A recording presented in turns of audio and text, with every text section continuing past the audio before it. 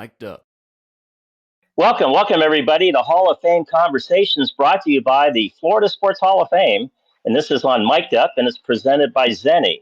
Uh, Eyewear for everyone, high quality glasses at affordable prices. Visit zennioptical.com. So you're listening to Hall of Fame Conversations on Mic'd Up. This is casual, interesting, and fun conversations with some of the world's greatest athletes. And we archive this, of course, on the Mic'd Up app and at the Florida Sports Hall of Fame website. We'll talk about that a little bit later. Also, our co-host today is a real baseball player. I'm just a golf pro, and this is a real baseball player that I'm going to introduce. That's my co-host today, and his name is Rick Hatcher. He's been past chairman of the Florida Sports Hall of Fame. He's also the CEO of Treasure Coast Sports over in the Port St. Lucie area, and he's one hell of a baseball player himself at Florida State University. So, Rick, welcome to our podcast here on Mic'd Up, and now we have our special guest and somebody that was at an event that we ran last year, and we run it every year. And I want to mention this event before I introduce him. It's the fourth annual Baseball, Bourbon, and Cigar event, and it's in Ybor City, Tampa, and it's at the J.C. Newman Cigar Factory right there. It's one of the last places in North America they actually produce hand-rolled cigars, premium cigars, and they have a special family park they built next door. And what we do is we have Major League Baseball greats from the past that come, and it's the last day of spring training for us. It's going to be on March 20th on a Thursday night at 6 p.m. And we get these guys on stage, and we have Andy Freed, the voice of the Rays, coming up. He's going to interview them on stage, and they tell the greatest stories. And so the gentleman that I'm going to introduce you today was one of those folks on our panel last year. And just a reminder, viewers out there, if you go to floridasportshof.org. So it's spelled FLA sportshof.org. You'll be able to learn all about it, buy tickets, and the tickets do sell out pretty fast. So with that, I'd like to introduce somebody that's born in Tampa, Jesuit High School in Tampa, played baseball, University of Alabama baseball player, college player of the year. In fact, you go to Wikipedia on this guy, it's like 3 pages long. Probably best known to us laymen out there as, played for the New York Mets, but he's had an association with a lot of teams throughout the years as a manager in a variety of different ways. And he is, from what I learned last year on stage at the Baseball Bourbon Cigar event, one of baseball's great storytellers. So I'd like to introduce everybody, Dave Magadan. Welcome to Mike Up, Dave. Yeah, it's my pleasure to be on with you guys. I appreciate it. Yeah. Well, Dave, Rick, why don't you lead us off and ask that first question, Dave, and everything, because you guys are baseball players. You got that language. You can communicate with each other. Well, Dave, thank you again for taking time out of your schedule to be on with John and I today for this. And, as the typical leadoff question with this, and being baseball guys we are, tell us, as you were playing during your playing days in the Major League Baseball, your approach to hitting with the pitchers that you had to face, did it change from day to day, pitcher to pitcher, or was it, as what we've already talked about briefly, the different styles with the different swings? But when you played, and I mean, you were one of the best college hitters to ever play the game, and one of the best average at hitting for average hitters. What was your approach to hitting? Well, I tried to keep it as simple as possible. I always hit off the fastball. I know a lot of guys now tend to guess a lot more at the plate. I would say probably 99.9% of the time I was hitting off the fastball and adjusting to everything else. I was the guy that used the field, tried to stay to the middle of the field, pick my spots to look on the inner part of the plate. But for the most part, I hit off that fastball. And I think nowadays you really have to hit off the fastball. Even though they don't throw it a lot, the average velocity on the fastball now is about 3 or 4 miles an hour faster than when I played. So it's tough to go up there and not hit off that fastball because they'll just blow it right by you. So I tended to try and keep it very simple. Uh, Use the field with my approach, stay inside the baseball. I'd probably say that my bread and butter was trying to hit, line drives at left center field, and then adjust to anything that was softer. So you're the Dave, question for you on that. Just that just intrigued me about that. So the players themselves today, when we watched the Super Bowl last night, it showed that like the first offensive line they've had the first Super Bowl like 1967 compared to today, the offensive line's 100 pounds heavier per person on the lineman. Plus the height has have baseball players gotten any bigger, or is over the years, or is there any advantage? It seems like all the athletes today are just seem to be tall and huge.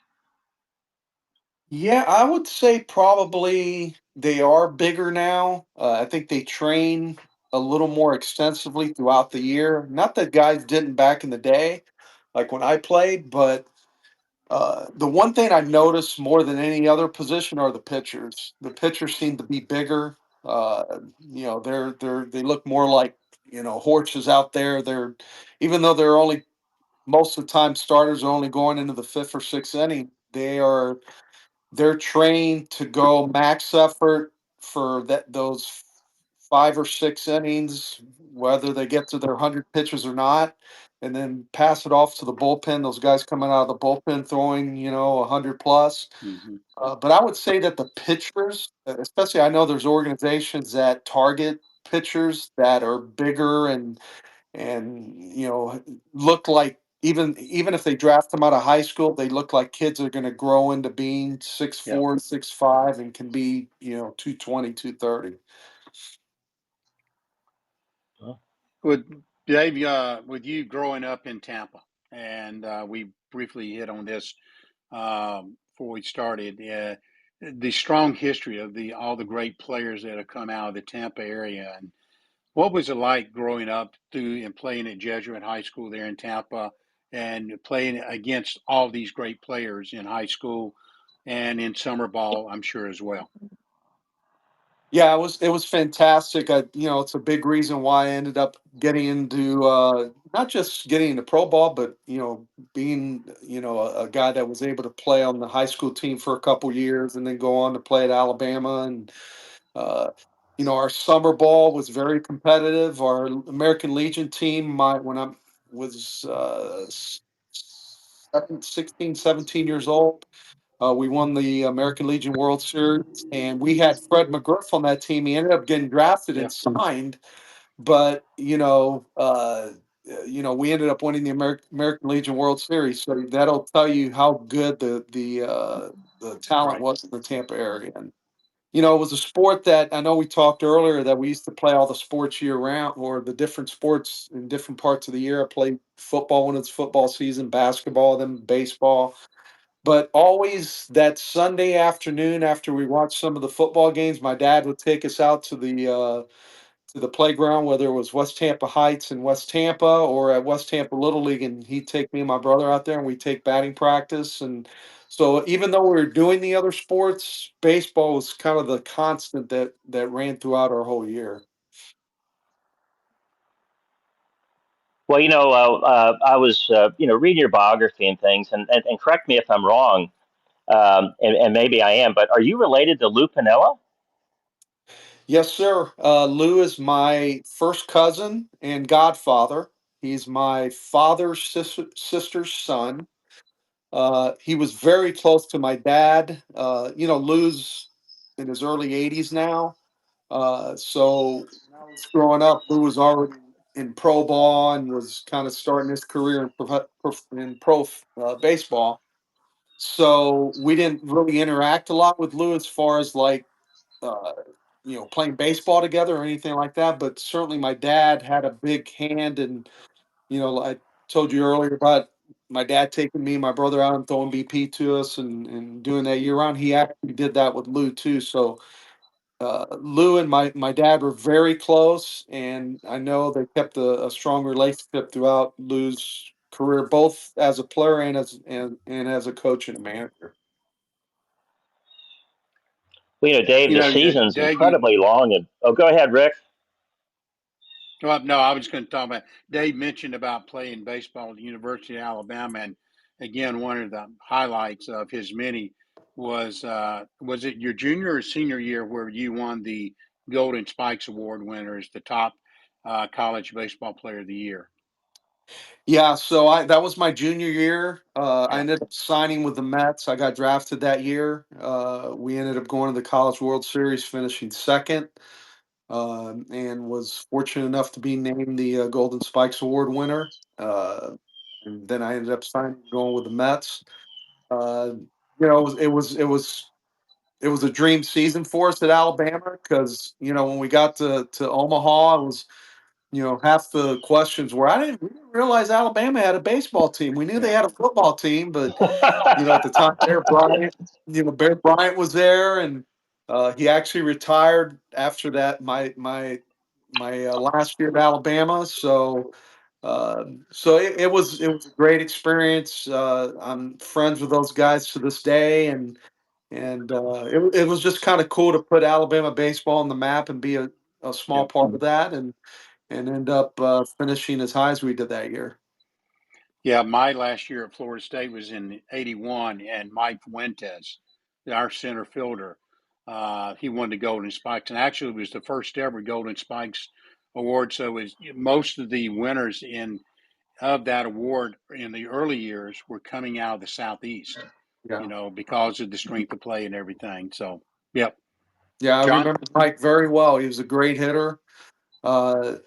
He might have got a cup of coffee in the big leagues. I was Yeah. surprised that he never really made an impact up there because, he was a guy that I knew about. My first year at Alabama, he was one of the studs in the country. Obviously, he won the Golden Spikes Award, but uh, he was a great player. Yeah. Yep. Well, Dave, one of the things that you look at baseball is there's got to be a lot of great characters out there uh, that you've had to run into out there. Who's one of the most interesting characters you run into in your career? Well, I had a bunch, especially getting up to the big leagues with the Mets. Them winning it in '86. I was a call up that year, and uh, I think when we won it that year, we thought, oh, we're going to win like 3 or 4 in a row here, and we ended up not winning any more championships, and they're still waiting for another championship now. But there were certainly a lot of characters on that team. But the one I talk about a lot is Lou Pinella because he is my cousin and godfather, and I got to play for him in Seattle. And one story I always share with people is it's a little bit long, but I think it's worth it in the end.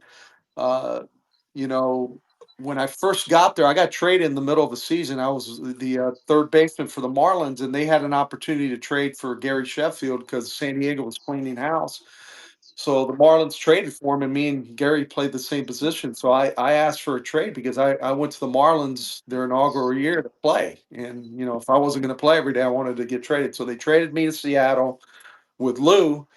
And I'm literally there. I show up in Minnesota and we're playing the Twins, and I'm playing third base. And we're up by a couple runs, and it's late in the game, and I'm playing third. So Kirby Puckett's up the bat, and I'm playing back. There's like 2 outs, so I'm playing back, and I'm thinking. I think we were up a run because I'm thinking, well, Kirby's going to try and pop one out of the park, tie the game up. So I'm playing deep, and Kirby drops a bunt down on me, and I have no chance. I just come in, field it, toss it, pitch, and as I look, we're on the first base dugout as a visiting team, and Lou is absolutely losing it in the dugout, yelling at our infield coach. He's got his arms up in the air, looking at me. David, what are you doing? So Dave Winfield's the next hitter. He ends up popping up, and 3 outs. So I'm running in, and Lou greets me at the first base line. And I mean, I'm literally, this is like my second game with the Mariners after getting traded. So Lou's like, son, what are you doing? You can't, what are you doing? I'm like, Lou, what are you talking about? He goes, Pocket, you can't let him bunt there. He hated teams bunting on him.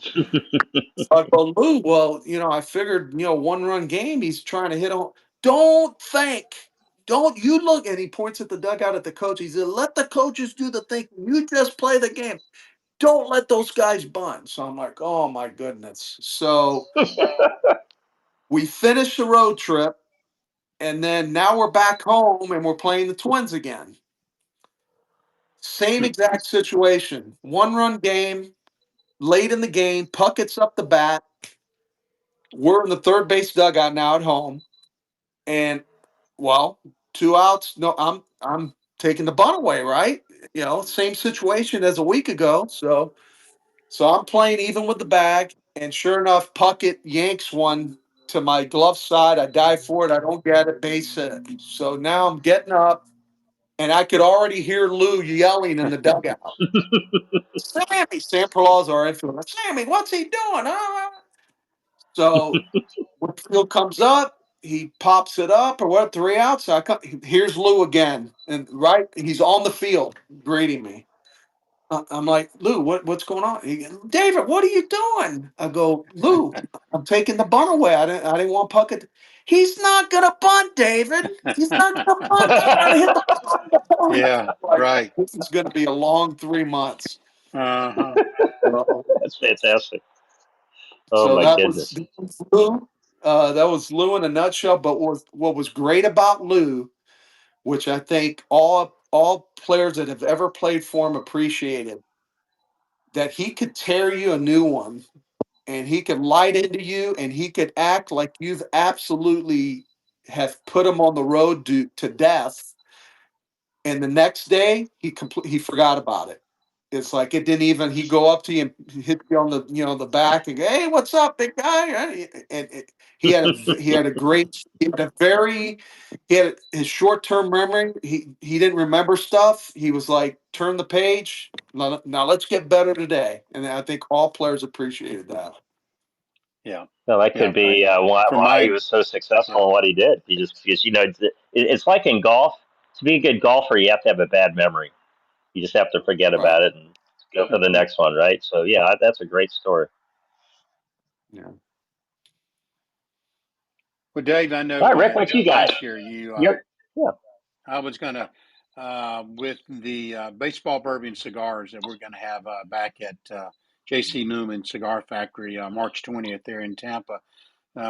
You were able to attend last year and maybe give some of our listeners a little bit of insight what it was like being up on the stage and seeing some of the fellow players that you played against, played with, you played growing up with. Maybe share a little bit of your insight as being one of the key celebrities that was at last year's event. Well, it was a great night for me. I got to see a lot of guys I hadn't seen in a long time. Luis Alicea was there, Yeah, right. who I hadn't seen since I coached with him in Boston, so I was surprised to see him. Um, Being on the stage with Wade Boggs and Clint Hurdle, two two legends. Right? Wade being baseball Hall of Famer, Clint being a manager of a team that got to the World Series in Colorado, and managed for a lot of years in the big leagues.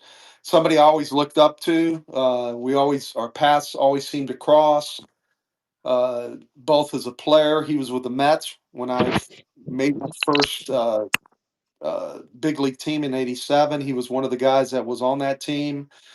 Then eventually he ended up managing in the minor leagues with the Mets, and then coaching against him when he was in Colorado, and our Boston team beat him in the World Series. And then eventually, when my career ended, my last 4 years, I was a hitting coach with Colorado, and he came on board to Colorado as a special assistant to the general manager. So it seems like our paths always cross. And then, sure enough, last year at that event, he was there, and I was surprised and happy to see him there. So it was a cool event. Got to see a lot of people I don't normally get to see, and hey, we were talking baseball, which was great. Yeah. Well, it was certainly an enjoyable event. And for our viewers and listeners out there, just remind everybody, if you go to our website at floridasportshof.org, we spell it out, FLAsportshof.org. You'll see a link there, and it tells you all about the event. It tells you about the bourbon tasting and the J.C. Newman premium cigar that everybody's going to get. And this year we have actually a special tea gift. We're going to give everybody a fedora. Last year we gave them a giant, looked like a rum barrel head, and it had the logo on it. And we gave everybody Sharpie, and we appreciate all the players signing off. So this year we're giving fedoras out with Sharpies, just because that's what a lot of the folks in the cigar industry and the cigar heritage they wear. So they're going to have a fedora. It's going to be a white fedora. And anyway, so it's going to be Thursday, March 20th, 6 p.m. at the J.C. Newman Cigar Factory, right at the Cigar Family Park there. There'll be food from Glory Days, which is the folks that were very successful with Outback. They just can't stay out of the restaurant business, and they've got this big chain called Glory Days, which is going to provide the food. So it is a lot of fun. We do sell it out. There'll be a couple hundred people. So remind everybody, flasportshof.org, and come have a good time. Always a great time whenever we have that. And again, me being a baseball guy, I always look to that going to Tampa and reconnecting with some of my old friends, like Dave talked about, but more so just seeing the fans of baseball, being able to get autographs of the players that are there, get pictures with the players. It's a very non-informal type setting. And again, I think baseball guys, baseball players, baseball fans like that kind of setting for us. So I'm looking forward to this year, and again having Dave back to be part of it. And we got again a stellar list of lineup of players that's going to be there too. So it should be another exciting evening on March 20th. Hey, Dave, talking about fans, have you ever had any fan interaction there throughout your career that's, just been a little unusual, offbeat, or anything like that? Because I know that, in baseball, I mean, it's like golf, they're right on top of you sometimes. Any fans that stick out throughout the years? Yeah, it's funny you should ask that because I think it was 1990. I was playing first base for the Mets, and it was kind of late in the season. It's probably late August, early September, and we were kind of in a pennant race. And like most of the games, my first 4 or 5 years in the big leagues in New York, it was a sellout. It seemed like we always had 35, 40,000 people at the game. So I was playing first base, and I was getting ready for a pitch to be thrown, and the ball wasn't put in place, so the catcher threw the ball back, and I kind of turned around, and a woman had run on the field and had jumped, was getting ready to jump on top of me, and and it was weird because the picture that was taken of what happened, it looked like I was holding her because she jumped on me right when I was turning, so I kind of I grabbed her, so it did look in the picture that was in the paper like I had picked her up and was holding her, So so it's just it was she's probably 30-year-old woman that ran out on the field, was really drunk because I could smell the liquor on her, and evidently she had gotten dared by somebody in the stands to run out on the field, and she ran out on the field, but she went above and beyond. I mean, she literally jumped on top of me. So that was probably the strangest thing that ever happened, especially on the field, for sure. Wow. Well, Dave, a lot of times too in baseball, when you look at the personality, sometimes you look at the owners. Obviously nowadays it seems like everything's corporatized, but there has to be a lot of characters that own some of these teams throughout the years. Which was your probably most colorful or interesting owner of a baseball team?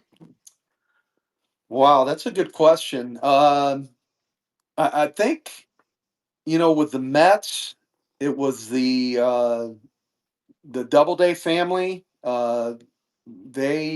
own the team, but you didn't really see them a lot. They kind of stayed away from the team.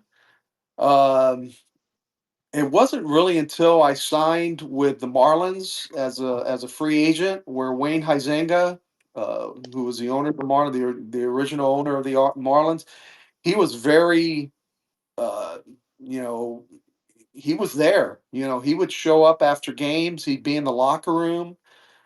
He would introduce himself and his wife to the players, and I thought it was great. It was the first time I'd experienced that, where an owner was really taking an interest in the team and a personal interest with the players. And I can remember I have a picture somewhere in my office where I had a good game and I was doing interviews with the media at my locker, and and there's a picture of Wayne kind of coming up to me and shaking my hand and saying, "Great," telling me what a great job I did in the game. So, it was really my first experience as a player where an owner took a personal interest in the players. Not that the Doubleday family didn't, but they just weren't. You didn't see them as much. They just weren't around, and Wayne was around, which was pretty cool. I was down at the club that he built down there, private club, and just beautiful place. It was a PJ event, and he was like a keynote speaker at the lunch, and then you had a little Q&A, and somebody asked him, says, "Man, this place is really looks sweet inside. I mean, it looks wonderful." And he goes, "Yeah, my wife, she decorated it, and she had an unlimited budget, and it still wasn't enough." That sounds like something Wayne would say. Yeah, right. He That's great. he was a visionary, man. He with a blockbuster and then with waste management, and he made it. He hit a lot of home runs as a businessman. So I know I've never played at that club of his down there, but I believe me, I'd love to. I've heard great things about it. So Hey, wanted to get your opinion on something also. Um, Rays baseball, Tampa this year, George Steinbrenner Field. Obviously, for our viewers out there, I think probably everybody who's watching or listening to this broadcast very well aware the hurricane came through, ripped up Tropicana Field. They're all in the middle of trying to figure out when they can build that new stadium. The deal was off, then it was on. Now they're moving to Tampa for temporarily. So what's your take on that whole situation there? What's going to happen this year and maybe years going down the road? oh gosh, I don't think really anybody knows. I would hope that the ultimate solution is for the Rays to stay here. I know that ownership with the Rays, there's talk about them selling the team. They don't want to deal with the hassle of a new stadium and dealing with the lease at the Trop, and getting that fixed and having to deal with the county commission. And so I know it's a big mess. Unfortunately, that's what the hurricane did. Not only for the families, thousands of families that lost their homes and had to deal with all that, but with what happened to the Trop, and it was certainly something that threw a wrench into things. Uh, I don't, I don't, I don't know what the solution is. I mean, they're talking that it's going to be $20 million to fix the Trop, the roof on the Trop. That's a huge expense for the county to take on. Uh, Playing at Steinbrenner Field is not a permanent solution. What does that hold? 10,000 people. So it's going to be tough for them to recover any revenue. You know, Even when they sell that out, I know the Rays only average, probably 13, 14,000 a game, but they do have those games where they have promotions and they get, 25, 30,000 people at the game. So that's something they're not going to be able to do at Steinbrenner. So I don't know what the solution is. I just hope ultimately we don't lose our team, because it means a lot to the city and to the counties that are in this area. Me being a Tampa guy, I'd love for the stadium to be built in the Tampa area. And even though I live in Pinellas County, it is tough getting down to the Trop. I know me living in North County. Uh, for a weekday day game, it's an hour and a half drive to get down there with traffic. Wow. And it's tough to do that during the week when, not just for me. I mean, I'm retired, but somebody that's got a job coming from North County or even Pasco County that wants to go to a game, it's tough for them to go to a game during the week. So I think, you know, that area near the fairgrounds where you get the feeders from I-4, I-75, 275. Access to that area is a lot easier especially for fans in the middle of the state and for the fans south of Tampa. So, but to not answer your question, I don't know what the answer is. I know what I would prefer, uh, but it's I don't know if it's going to take a new ownership to kind of lead us into the next chapter of the Rays. Uh, but I certainly don't want to lose a team because it means a lot to this area. Yeah. Well, yeah, I think having a major league team over there is a critical, not only for the viewership and the fans are in that area, but also for the state of Florida. If you were to lose that, me being in the business, that means if it was to go out of state, that's really then you're losing a professional team that means so much. And so I too, like you, hoped that they get something resolved where they stay in the Tampa area. Yeah, no doubt. I know what the Bucks have meant for this area for the last, almost 50 Yep. years now. Um, to lose this team, it, probably would never get it back. Uh, and this area deserves a team. I know it was kind of done quickly when they got the expansion team, and the Trop was kind of put together real quick, and because they thought that they were going to get the Giants, and you know, we don't. I guess we don't need to get into that, but uh, I think this area will support a team. I know it's just like I said earlier. It's just kind of stuck down there in the bottom in the southern part of Pinellas County, and it's very hard to get down to the Trop, especially during the week. So I think if they could put it somewhere where it's a little more accessible, I think you'd see a big difference in the attendance. Hey, Dave, one of the features of Hall of Fame Conversations on Mic'd Up is actually when we posted that we were going to be interviewing you today. People who download the app, they can actually ask questions in advance and record them on the app. And we have a person that did that. So what I'm going to do, it's a recorded question. I'll just go ahead and hit the button and we'll play it. This one's coming from a guy named CEO Jim. Here we go. Ready? Hey, Dave, who was the toughest pitcher you faced in your major league career? That's a common question I get when I talk to fans. It's a good question. So the guy that I had the toughest time with was a guy named Jose Rijo, who was a pitcher with the Cincinnati Reds. Really good pitcher, all-star pitcher. Had a really good career. Ended up getting hurt, but he had a really good career. Had a really good slider. He was a right-handed pitcher. I was a left-handed hitter. So I just could not pick up his slider. It just disappeared. He back footed, and I'd either follow it off my foot or Hmm. swing through it or pound it in the ground. He threw hard enough to keep you honest. He's probably a 94, 95 mile per hour fastball. So I was probably like 1 for 15 off him and never liked facing him. I did face Randy Johnson when he was with the Mariners and I was with Oakland. It was the last series of the year, and he had 19 wins, and he wasn't scheduled to start against us that last game of the year. So I started the game, and he ended up coming into the game to get his 20th win. So what ended up happening was I forget who started the game for him, a right-handed pitcher. I started the game, made an out off the first guy, and then they took the lead, and they took that guy out in like the third inning and brought Randy in to pitch 2 or 3 innings.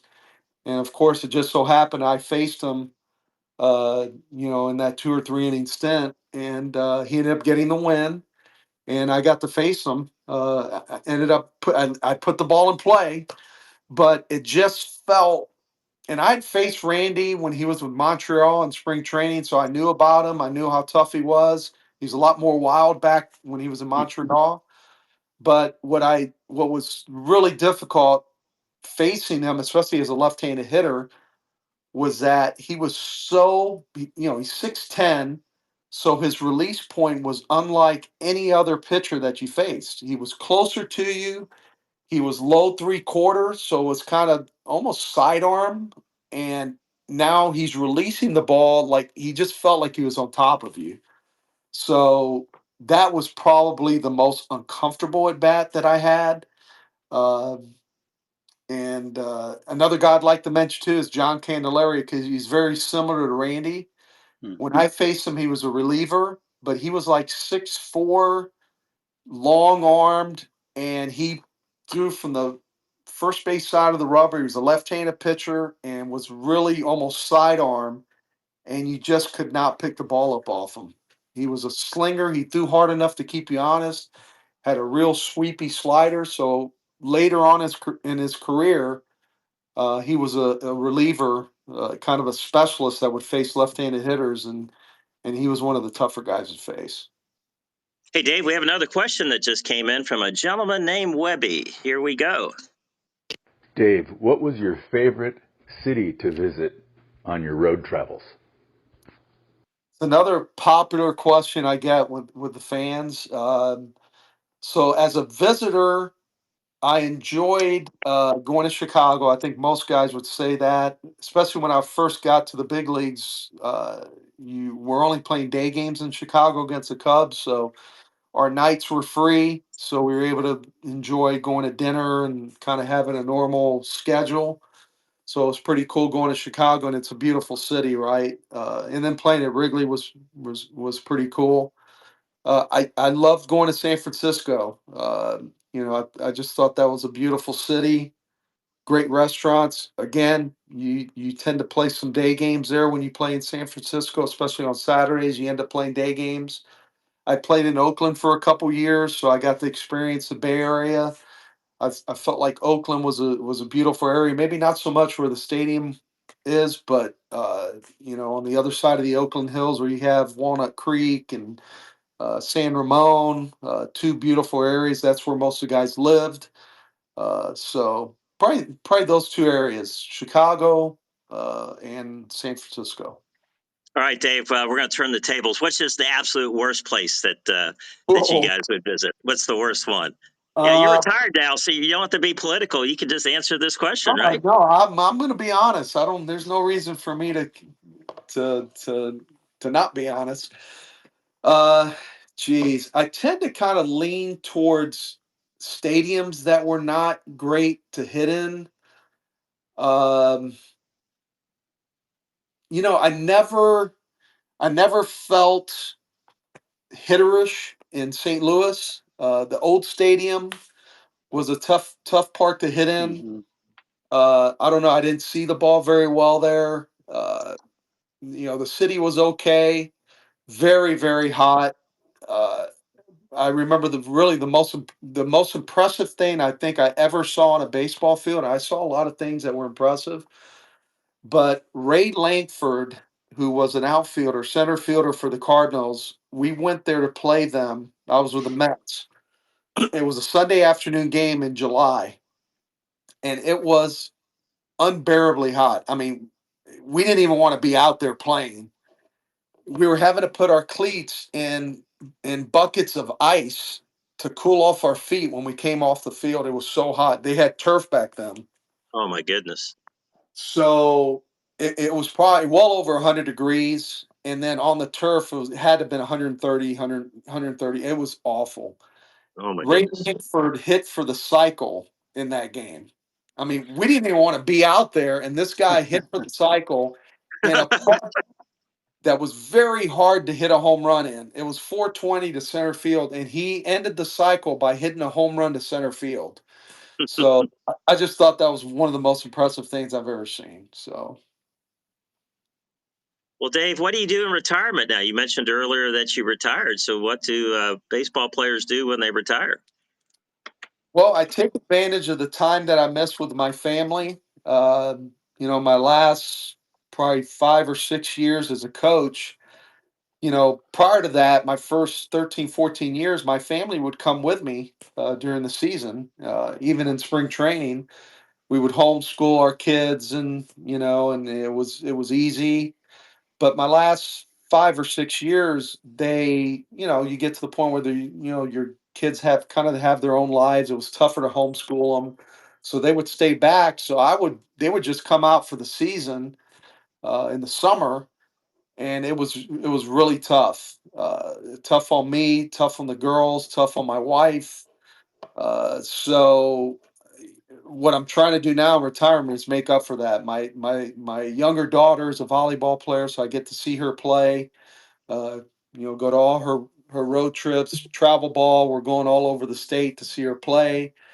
Um, you know, get to just spend time with them, stuff that I missed out on, helping with homework and, watching my oldest daughter was in plays, so I got to see her do that stuff. So, and then help out my wife, it was really hard on my wife. It's kind of like she was a single parent all the time and having to deal with the girls' school and homework and stuff like that. It made it tough on her. So just trying to do that, enjoy the family, uh, trying to play golf. I've had a couple surgeries since I retired, so I just started playing again. I had elbow surgery a couple months ago, and started hitting balls again last week. So just trying to get in the swing of things with that, and just taking it easy, enjoying not having to travel. Hey, well, Dave, you know what? You're going to have to come down and be our guest and play in the 8th annual Florida Sports Hall of Fame Celebrity Golf Classic. Rick Hatcher is our chairman of that, and we have it down at Port St. Lucie, where the Mid-Florida Event Center hosts the Florida Sports Hall of Fame Museum. And so we have this Saturday tournament in the afternoon at Astor Creek Country Club, brand new club down there in Port St. Lucie area. And we get about 18 teams, and we put a celebrity on every team. So you're our first invite to come on down to play. I'd love That to. Friday night, we enshrine our class. Not enshrine our class, but we announce the class Yeah. that's going to be enshrined in the fall. So what happens is we have them down there. We've got our museum. We do it in the lobby of the Mid-Florida Event Center. We have a jumbotron, and we feature, the enshrinees that are coming in for the fall, and we have some beverages and a silent auction and a lot of mingle stuff, and then we play this golf tournament. So be sure to mark your calendar for that. Yeah. It's June 27th and 28th of this year. Okay, that sounds like something I'd be able to do. We've got a big trip planned um, at the beginning of June, so I should be able to make that. Fantastic. Hey, Rick, you want to give another plug for our event in Ybor City? Yes. Again, Dave, thank you for taking time out of your schedule as well. It's all the players from the Tampa area. And then again, you said you got a chance to meet after a long time friend of yours, Luis Alisei, and Luis drove over from West Palm, and he's been part of every one of our baseball bourbon cigars. But again, Tampa is just a great area. It's just a hotbed of all the baseball talents there. Spring training, you got so many teams that are in the area, but then to have it at the home of J.C. Newman with the baseball, the bourbon, and the cigars, you throw it in there, and so there will be other stuff that you can do. You don't have to drink, you don't have to smoke, but we'll have live auction items. We'll have silent auction items for any of the fans that want to come out, as well as we make sure every celebrity gets a Sharpie or two so they can sign up everything that people bring in. So we're excited. Again, thank you for being there and being part of it once again for us. Yeah, absolutely. It's a pleasure for me to show up for that. Like I said, I get to see a lot of people I haven't seen in a long time, and I look forward to seeing Luis again. I Yep. probably spend most of my time with him. When I wasn't talking to the fans, I was talking to Luis, which that's been a while. All right. Well, hey, Dave, thank you very much for being on Hall of Fame Conversations on Mic'd Up. We really appreciate you spending the time with us, and we're going to look forward to seeing you at the 4th Annual Baseball Bourbon Cigar Event in Tampa on Thursday, March 20th. Go to FLASportsHOF.org. That's Florida Sports Hall of Fame, FloridaSportsHOF.org, and everybody get some tickets. So you've been listening to Hall of Fame Conversations on Mic'd Up, brought to you by the Florida Sports Hall of Fame, presented by Zenni. Eyewear for everyone, high quality glasses at affordable prices. Visit ZenniOptical.com. And just remember, you can listen to this show, watch this show on the archives of Mic'd Up and at the Florida Sports Hall of Fame website. So with that, wish everybody a great day, and we look forward to seeing you again. Thank you. Thank you.